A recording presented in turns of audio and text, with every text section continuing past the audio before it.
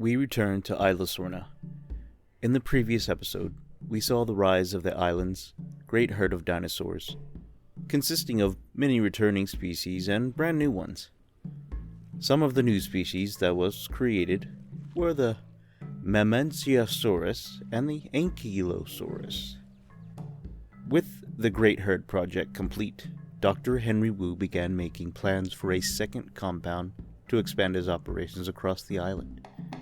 The construction workers moved their operations all the way to the other side of the coast to begin working on the new compound, which has been named the Worker Village. First off, the area was flattened to make it easier for construction. Then an arrival pad was built for scientists to enter the village.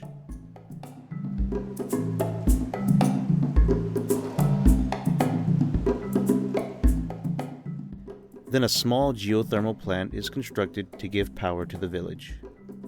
Once the station is up and running, a new staff center is constructed, along with a large hotel for the scientists and other workers to stay on the island for even longer periods of time.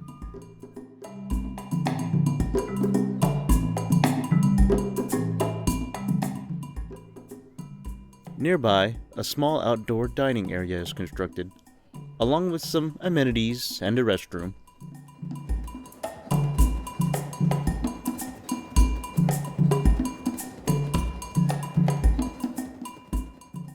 With that, the worker village is nearly complete. The village was necessary to boost employee morale and improve working conditions. However, those who stayed in the village still needed to do their jobs. As such, a new science center is constructed near the dining area. Along with the science center, a Hammond creation lab is constructed. Dr. Wu wanted a better way of spreading out species of dinosaurs instead of just airlifting them out of the original laboratory. With the creation lab finished, heavy-duty fencing is erected around the village to keep the people safe from any wandering dinosaurs.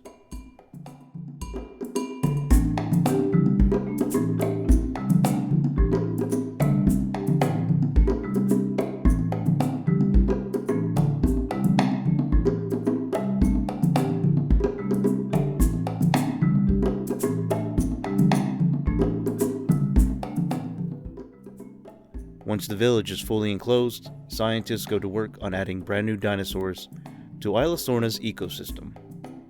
To prevent the rise of herbivore populations, the next species to be introduced would be the velociraptor.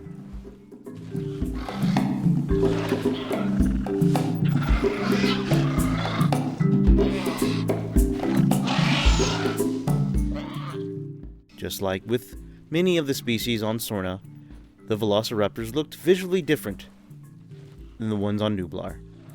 3 males and 3 females are bred and released from the village creation lab.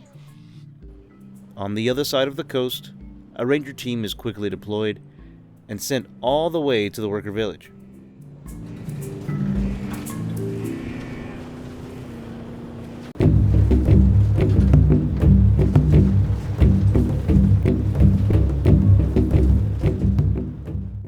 Once it arrives, it quickly gets the attention of the velociraptors and begins leading them away from the compound.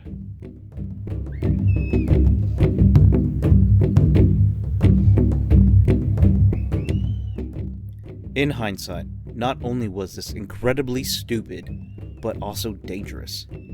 The ranger team were unbelievably lucky and weren't attacked by the velociraptors once. Once the raptors were brought into the open field, the ranger team quickly returned back to the research compound. Meanwhile, the village creation lab got to work on releasing the next carnivore species. This is another new species created by Dr. Wu's scientists, the Ceratosaurus.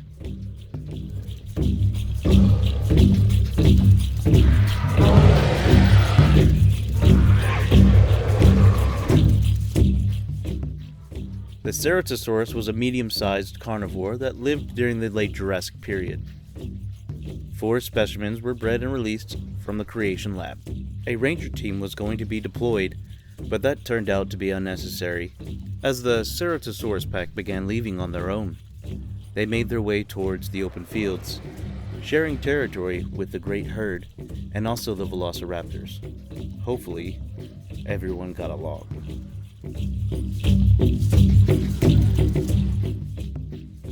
Both the Ceratosaurus and Velociraptor species are meant to be control species to keep the herbivore population counts down.